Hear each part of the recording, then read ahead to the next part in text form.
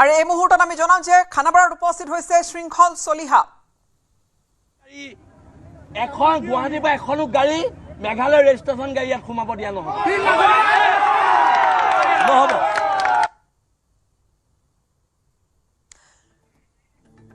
শিলঙৰ ঘটনা উত্তেজনা মাৰ যোৱা নাই। শিলঙৰ যি ঘটনাত আচলতে একাংশ প্ৰতিবাদকাৰীয়ে উগ্ৰ ৰূপ এটা ধাৰণ কৰি অসমৰ লোকক বিভিন্ন ৰাজহুৱা সম্পত্তি জনসাধাৰণক টাৰ্গেট কৰিছিল, অসমৰ গাড়ীক টাৰ্গেট কৰিছিল, অসমৰ লোক আঘাতপ্ৰাপ্ত হৈছে। এই ঘটনাৰ পিছতে শিলঙৰ ঘটনাৰ উত্তেজনা এতিয়া অব্যাহত আছে। আৰু খানাপাৰা তেল ডিপুত দাদাগিৰি কৰ্মচাৰীৰ অসমীয়া যুৱকক ভৰাবলৈ নিদিলে পেট্ৰল। এই মুহূৰ্তত আন এক ঘটনা, অসমীয়া যুৱকক পেট্ৰল ভৰাবলৈ নিদিলে। এইখন অসম নহয় মেঘালয় বুলি দম্ভালী কৰ্মচাৰীৰ হিন্দী ভাষাত গ্ৰাহকক ধমক দিলে ভাৰত পেট্ৰলিয়ামৰ কৰ্মচাৰীয়ে। এই মুহূৰ্তত আমি জনাম যে শৃংখল চলিহা উপস্থিত হৈছে খানাপাৰাত। এই যি বৰ্তমান চালকসকলে প্ৰতিবাদ কৰিছে, শুনিছে নহয় ৰাইজৰ ভাষ্য। এতিয়া এটেনশ্যন চৰকাৰ বাহাদুৰ, এতিয়া এটেনশ্যন হওক, শুনক। অসমীয়া শিশু 4 বছৰীয়া শিশুৰ ওপৰত আক্ৰমণ কৰিছে মেঘালয়ত। শুনক আপোনালোকে।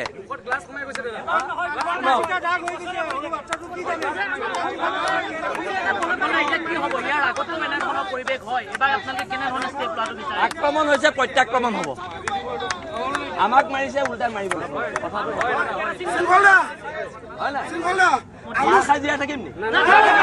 আলোচনাৰ নামত চৰকাৰ ভেকুৱা না স্থায়ী সমাধান লাগে। আমাক নিৰাপত্তা নিশ্চিত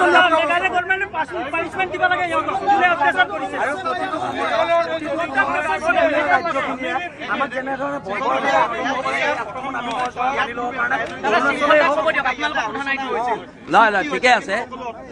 নাই মই প্ৰথম কথা, মই পাব্লিকৰ কথাখিনি আমি শুনিব লাগিব। এই মানুহখিনিৰ কাৰণে আজি শ্বিলংখন চলি আছে, এই ড্ৰাইভাৰ মানুহখিনিৰ কাৰণে চলি আছে শ্বিলংখন।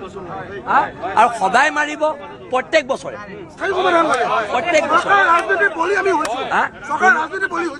এই মানুহকেইজনে গাড়ীখন চলাই পৰিয়াল পোহপাল দি আছে।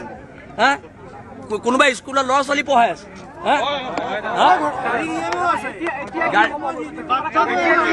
মই এটাই কৈ দিছো,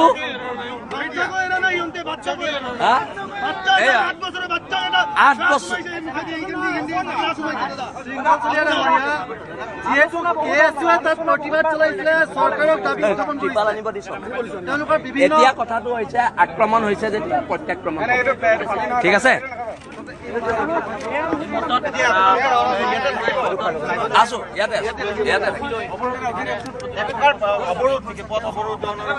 নিদিওঁৱে। ইয়াৰ পৰা অসমৰ গাড়ী যাব পাৰিব, মেঘালয়ৰ গাড়ী নোৱাৰে। এনেধৰণে এক প্ৰকাৰ অৱৰোধ কৰা দেখিবলৈ পোৱা গৈছে। এনেধৰণে পথ সম্পূৰ্ণৰূপে বন্ধ কৰি দিয়া দেখিবলৈ পোৱা গৈছে। আৰু পাছফালে যদি চাওঁ, সম্পূৰ্ণ দীঘলীয়া এক লাইন। আমি পুনৰবাৰ অকণমান কিছু কথা, কেইটামান কথা সুধিম শৃংখল চলিহা ডাঙৰীয়া। কালিৰ দিনটোত যি হিংসাত্মক ঘটনা সংঘটিত হ'ল, তাৰ প্ৰতিবাদত পৰে পৰা আমি প্ৰতিক্ৰিয়াখিনি দেখিছোঁ। কিন্তু প্ৰায় 10 মাহৰ আগতে একেধৰণৰ ঘটনা সংঘটিত হৈছিল, যি সময়ত ইয়াত এখন ডাঙৰ প্ৰতিবাদ হৈছিল। প্ৰতিবাদৰ ফলত এখন চুক্তি হৈছিল, মেঘালয় চৰকাৰ আছিল, অসম চৰকাৰ হৈছিল, আলোচনা হৈছিল, প্ৰশাসনৰ লোকসকল আহিছিল। কিন্তু এবছৰো নিটিকিলে, সেই চুক্তি এবছৰো নিটিকিলে। ইয়াৰ অৰ্থটো স্থায়ী সমাধান নাই নেকি? এখন স্থায়ী সমাধান এটা উলিয়াব নোৱাৰি নেকি এই বিষয়বোৰৰ পৰা? চাওক, সেইটো চৰকাৰৰ কাম, আমাৰ কাম হৈছে, মোৰ মানুহৰ ওপৰত আক্ৰমণ হৈছে, অসমীয়া জাতি সত্তাটোৰ ওপৰত আক্ৰমণ হৈছে, প্ৰত্যাক্ৰমণ হ'ব। কথাটো সেইটোৱে। আৰু এতিয়া বেলেগ কথা পাতি নাথাকো, মাৰ খাই জীয়াই নাথাকো দেই। এইটো একদম চিধা চিধি কথা। আমাৰ মানুহবোৰ কি ইয়াত মাৰ খাবলৈ জীয়াই আছে? হ'ব নি সেইটো কথা? আমাৰ এই মানুহখিনি ইয়াত মাৰ খাবলৈ জীয়াই আছে। 8 বছৰীয়া ল'ৰা, 4 বছৰীয়া ল'ৰা এটাৰ মুখত গ্লাছ মাৰি দিছে। কথা হ'ল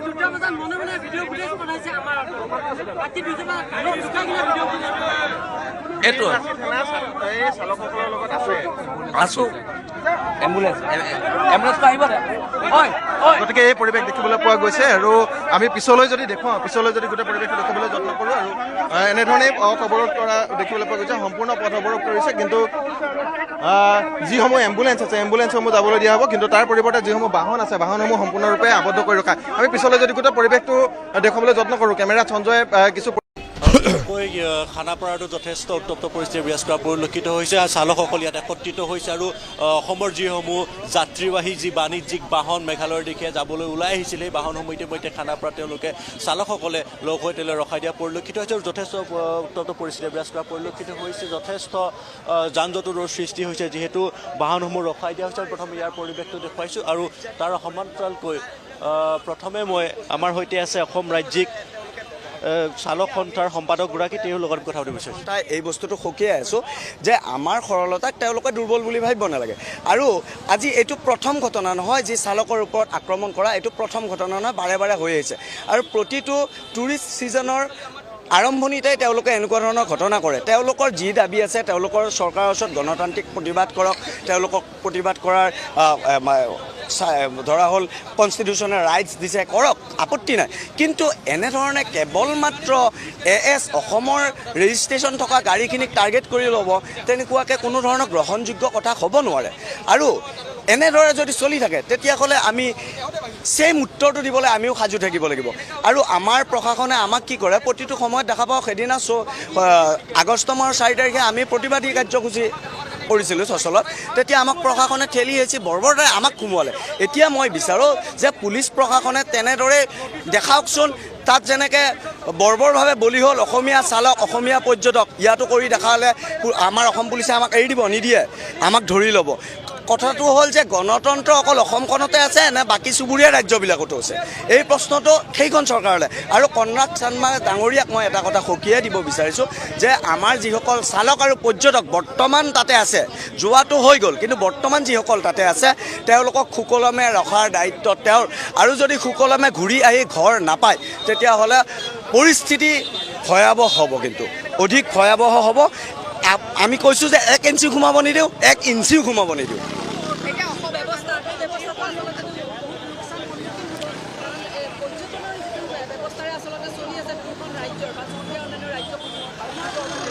চাওক, অৰ্থনীতিৰ অৱস্থাটো অসমৰ কিমান লোকচান হ'ব সেইটো ডাঙৰ কথা নহয়, সিহঁতৰ কিমান লোকচান হ'ব সেইটো ডাঙৰ কথা। আমাৰ অকল আমি কি পাওঁ, বিশেষকৈ আমি ইন্ধনখিনি তেওঁলোকৰ পেট্ৰল পাম্পৰ পৰাই ভৰাওঁ, যিটো CGST তেওঁলোকে পায়, SGSTটো তেওঁলোকে পায়, তো সেইটো পইচা সিহঁতে পায়। তাৰপাছত পৰ্যটনস্থলীবিলাকত যেতিয়াই আমি এণ্টাৰ কৰোঁ প্ৰতিটো পইণ্টত আমি 50ৰ পৰা 100 টকা, 200 টকা, 300 টকা দিওঁ। সেইটো তেওঁলোকৰ বেছি লষ্ট হ'ব, আমাৰ নহয়। আমাৰ গাড়ীখিনি যায় মাত্ৰ গাড়ীৰ ভাড়া বুলি ক'ৰবাত যদি প্ৰত্যেক দিন হিচাপত ধৰোঁ তেতিয়াহ'লে 1000ৰ পৰা 1200 টকা এটা আমাৰ লষ্ট হ'ব। কিন্তু যদি আমি অৰ্থনীতি হিচাপত চাওঁ, কৰ হিচাপত চাওঁ, তেতিয়াহ'লে প্ৰায় দিনত 200 টকা হ'ব লোকচান। কিন্তু তেওঁলোকৰ যে দিনত 1200ৰ পৰা 1500 টকা প্ৰতিখন গাড়ীৰ পৰা হ'ব, দিনত একেবাৰে কম হ'লেও 2000 গাড়ী আমাৰ ইয়াৰ পৰা প্ৰতিদিনে 1000ৰ পৰা 2000 গাড়ী উঠে। মই আৰু এটা কথা আপোনাৰ পৰা জানিব বিচাৰিছোঁ। নাই, কেতিয়াও আমি বিচৰা নাই। অসম ৰাজ্যিক চালক সন্থাই কৈছে যে অসাংবিধানিক, অগণতান্ত্ৰিক কোনো কাৰ্যই সমৰ্থন নকৰে। কোনোবাই যদি নজনাকে বা আবেগ লৈ আহি কৰি দিয়ে, তাৰ বাবে অসম ৰাজ্যিক চালক সন্থা দায়ী নহয়। আমি বাৰ বাৰ বুজাইছোঁ যে ইয়াতে যথেষ্ট আমাৰ লগত কিছুমান আমাক নজনা বা গম নোপোৱা সংগঠনৰ নহয়, বা বাইক চলাই তেখেতে বাইক চলাই আহি কিবা এটা কৰিছে, তাৰ বাবে আমি জগৰীয়া নহয়। কাইলৈ যদি শ্বিলঙৰ মানুহ এজনো আহি যদি ভাঙি দিয়ে, তাৰ বাবে আমি জগৰীয়া হ'ম নেকি? নহওঁ। তাক চিনাক্তকৰণ কৰাটো অসম আৰক্ষীৰ দায়িত্ব, সেইটো আমাৰ নহয় দায়িত্ব। সাঁচী ছাত্ৰ সন্থাই মূলতঃ 5টা দাবী জনাইছিল, কিন্তু 5টা দাবী জনাই প্ৰতিবাদ সাব্যস্ত কৰিছে, কিন্তু তাৰ পাছত আমাৰ অসমৰ গাড়ীবোৰ টাৰ্গেট কৰা হৈছে। হয়, আচলতে তেওঁলোকৰ যি 5টা দাবী আছিল তাৰে ভিতৰত এটা দাবী আছিল যে সিহঁতক প্ৰাধান্য দিব লাগে, গাড়ীৰ ক্ষেত্ৰতে হওক, চাকৰিৰ ক্ষেত্ৰতেই হওক, সিহঁতক প্ৰাধান্য দিব লাগে। নেগ্ৰিমছ নামৰ হস্পিটেলখনত তেওঁলোকৰ সুৰক্ষা বিচাৰিছে, আচলতে তেওঁলোকক ৰিজাৰ্ভেশ্যন লাগে। যি লাগে লাগক, যি কৰে কৰক। আমাৰ তাত এতিয়া আমি যদি গম পাওঁ, আমাৰ তাত অসমীয়া আই থিংক 2.5%হে আছে, বহুত অসমীয়া নাই, খুব কম অসমীয়া তাত আছে। আৰু সেইসকলৰো নিৰাপত্তাৰ দায়িত্ব কনৰাড চাংমাৰ। আৰু এই দাবীক লৈ যে এনেধৰণৰ বৰ্বৰতাৰে গাড়ী আক্ৰমণ কৰিব বা গাড়ী ভাগি ছিগি দিব, সেইটো কথা আমি কোনো পধ্যেই নামানো। যে অকল চাইছে এইটো বস্তু আপোনালোকে লক্ষ্য কৰিছে নাজানো। আমি এজন আমি এজন সাংগঠনিক বিষয়ববীয়া হিচাপে এটা বস্তু ভালদৰে লক্ষ্য কৰিছোঁ যে ASI জঁপিয়াই গাড়ী গ্লাছ ভাঙিছে।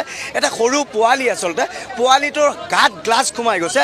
এনেধৰণৰ যি কাৰ্য কৰিছে সম্পূৰ্ণ নিন্দনীয় গৰিহণাৰ যি সময় পূৰ্বে খানাপাৰাতো অলপ বিক্ষিপ্ত ঘটনা এটা সংঘটিত হ'ল। মেঘালয়ৰ এখন বালেনো বাহন ইয়াত আঘাত কৰা হ'ল। হয়, আচলতে কোনোবাই যদি মই কৈয়ে আছোঁ কোনোবাই যদি নজনাকৈ বা কোনোবাই ঘৰৰ পৰা ওলাই আহিছে একো নাজানে কিহৰ কাৰণে আজি এই প্ৰতিবাদ কৰা হৈছে, কিহৰ কাৰণে মানুহখিনি গোট খাইছে নাজানি ভাগিছে, তাৰ বাবে কিন্তু মই বা অসম ৰাজ্যিক চালক সন্থা জগৰীয়া নহয়। কোনোবাই কিবা কৰিছে তাৰ বাবে প্ৰশাসনৰ দায়িত্ব, তেওঁক কেনেকৈ কি কৰে কৰায়ত্ব কৰে বা বিচাৰি যায় সেইটো প্ৰশাসনৰ দায়িত্ব। তাত আমি কোনো পৰ্যায় সেই কথাটোত আমি একো ক'বলৈ নাযাওঁ, কাৰণ হিংসাৰ প্ৰত্যুত্তৰ কেতিয়াও হিংসা হ'ব নোৱাৰে। বিভিন্ন ধৰণৰ মাধ্যম আছে, প্ৰতিবাদ কৰিব পাৰোঁ। আমি এটাই কথা কৈছোঁ যে আমাৰ সভাপতি ডাঙৰীয়া আহিছে, আমি আলোচনাত মিলিত হ'ম। হোৱাৰ পাছতেই মেঘালয়ৰ গাড়ী মেঘালয়ৰ মানুহ আমি 1 ইঞ্চিও সোমাব নিদিওঁ অসমত তথা গুৱাহাটীত। পৰৱৰ্তী পদক্ষেপ কি গ্ৰহণ কৰিব? যিখিনি হিংসাত্মক ঘটনা হৈছে কিন্তু আপোনালোকে ধিক্কাৰ দিছে, আজি আপোনালোকৰ দাবী কি হ'ব এতিয়া মূল? এতিয়া চাওক, আমি বাৰ বাৰ কৈ আছোঁ আমাৰ অসমৰ মানুহক বিশেষকৈ চুবুৰীয়া ৰাজ্যখিনিত সুৰক্ষা প্ৰদান কৰিব লাগে। অকল মেঘালয়া নহয়, অৰুণাচলতো ঘটনা ঘটি থাকে, নাগালেণ্ডতো ঘটি থাকে। এইটোৰ দ্বাৰা সকলোকে সকিয়াও যে আজিৰ পৰা এনেধৰণৰ ঘটনা অসমীয়াৰ ওপৰত নচলিব, বিশেষকৈ চালকৰ ওপৰতো একেবাৰেই চলিব নোৱাৰে। আৰু যোগ্য প্ৰত্যুত্তৰ দিয়া হ'ব। আৰু আপুনি কথাটো মই উত্তৰটো দি দিছোঁ যে আমি আমাৰ সভাপতি ডাঙৰীয়া আহিছে, বিষয়ববীয়াসকল আছে, আমি আলোচনা কৰি আমি স্থিতি স্পষ্ট কৰি দিম। মুঠত এটা কথা আপোনাক এতিয়াই কৈ দিব পাৰোঁ যে মেঘালয়ৰ গাড়ী মেঘালয়ৰ মানুহ আমি 1 ইঞ্চি সোমাব নিদিওঁ। আমাৰ শক্তি আমি প্ৰদান কৰিম, সময়ত কৰিম। যে হঠাতে উত্তৰটো দিব লাগে বুলি নাভাবোঁ, হয়তো 2 ঘণ্টা দেৰিকৈ দিম উত্তৰটো। এইবাৰ আছিল অসম ৰাজ্যিক চালক সন্থাৰ সম্পাদক আৰু ইতিমধ্যে তেওঁ গোটেই কথাখিনি কৰিছে যে তেওঁলোকৰ খন্তেক সময়ৰ পাছতে তেওঁলোকে আলোচনাত মিলিত হ'ব, তেওঁলোকৰ সভাপতিগৰাকীও আহিব। আকৌ পুনৰ ইয়াৰ খানাপাৰাৰ পৰিৱেশটো ঢুকাইছে, পথৰ পৰিৱেশটো ইতিমধ্যে আৰক্ষী আহি ইয়াত উপস্থিত হৈছে আৰু পৰিৱেশ কিছু সন্তুলন কৰিব চেষ্টা কৰিছে। কিছু ঘটনা হয়তো সংঘটিত হৈছে, আমি আগবাঢ়ি যাবলৈ চেষ্টা কৰিম। তাতে যথেষ্ট এক উত্তেজনাময় পৰিৱেশে বিৰাজ কৰা পৰিলক্ষিত হৈছে খানাপাৰাত। আমি কিছু আগবাঢ়ি যাম, যিহেতু গাড়ীসমূহ যাবলৈ বাধা প্ৰদান কৰা হৈছে আৰু তাতে কিছু যি ক্ষোভিত চালকসকলে আছে দৰাচলতে দেখুৱাইছে। এখন হৈছে মেঘালয় এখন গাড়ী আৰু মেঘালয় গাড়ীখনক কেন্দ্ৰ কৰি এক উত্তপ্ত পৰিৱেশৰ সৃষ্টি হৈছে। ML05 QT3288 নম্বৰৰ এখন মেঘালয় বাহন আমি দৃশ্যাংশটো দেখুৱাইছোঁ। আৰু যিহেতু মেঘালয় যি উত্তপ্ত পৰিস্থিতিৰ সৃষ্টি হ'ল আৰু তাৰে পাছতে এনেদৰে এতিয়া মেঘালয়ৰ গাড়ীখন এনেদৰে খানাপাৰাত ৰখোৱা হৈছে। চালকসকলে যি অসমৰ চালকসকল, অসম ৰাজ্যিক চালক সন্থা এনেদৰে গাড়ীসমূহ ইয়াত যোৱাত বাধাৰ পৰা পৰিলক্ষিত হৈছে। আমি দেখুৱাইছোঁ এখন মেঘালয়ৰ বাহন আৰু মেঘালয় বাহনখনক লৈ এতিয়া চালকসকল ক্ষোভিত হৈ পৰা পৰিলক্ষিত হৈছে। আমি নাম্বাৰটো দেখুৱাইছোঁ ML05O3288 নম্বৰৰ এখন ছুইফ্ট বাহন। আৰু এই মেঘালয়ৰ ৰেজিষ্ট্ৰেশ্যনৰ বাহনখনক কেন্দ্ৰ কৰি যথেষ্ট উত্তেজনাময় পৰিৱেশে বিৰাজ কৰা পৰিলক্ষিত হৈছে। আমি দেখুৱাইছোঁ এই পৰিৱেশটো। আৰু ইয়াৰ পূৰ্বেও অইন এখন মেঘালয়ৰ বালেনো বাহন খানাপাৰাত আহিছিল আৰু তাৰ পাছতো যথেষ্ট বিক্ষিপ্ত পৰিৱেশৰ সূচনা হৈছিল। আৰু ইতিমধ্যে দেখুৱাই আছোঁ যে অসমৰ চালকসকলে তেওঁলোকৰ যাত্ৰীসকলক মেঘালয়ৰ দিশলৈ যাবলৈ তেওঁলোকে সকিয়নি প্ৰদান কৰা পৰিলক্ষিত হৈছে। ইতিমধ্যে তেওঁলোকৰ সৈতে কথা বতৰা চলি আছে আৰু কোনো কাৰণতেই তেওঁলোক শ্বিলঙৰ দিশে বাহনসমূহ যাবলৈ নিদিবলৈ এক হুংকাৰ প্ৰদান কৰিছে। এয়া আমি দেখুৱাইছোঁ খানাপাৰাৰ পৰিৱেশ, যথেষ্ট যান জঁটৰো সৃষ্টি হৈছে। ইতিমধ্যে চালকগৰাকীক নমায়না পৰিলক্ষিত হৈছে। আমি সম্ভৱ হ'লে কথা পাতিবলৈ চালকগৰাকীৰ সৈতে কথা পাতিবলৈ চেষ্টা। আপোনাৰ ঘৰ অসমত নে মেঘালয়? অসমৰ, কিন্তু এতিয়া মেঘালয়ত আগতে গৈছে। আপুনি এটা কথা গম পাইছে নাই, কালিৰ দিনটোত যে মেঘালয়ত অসমৰ বহুকেইখন বাহন ভাঙি দিয়া হ'ল? এইটো অলপ চলপ গম পাইছোঁ মই। এইটো মানে কিহত দেখিছোঁ, ষ্টেচনত দেখিছোঁ। শ্বিলং লৈ যাবলৈ আহিছিলোঁ। ইয়াৰে গুৱাহাটীৰে নেকি, গম নাপাওঁ। গুৱাহাটীৰ পৰা লৈ আহিছোঁ।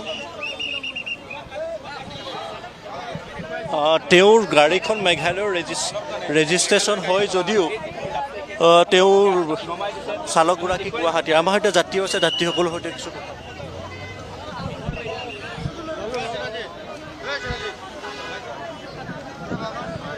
যাত্ৰী আছে, যাত্রীসকল গুয়াহাটির বলে ইতিমধ্যে।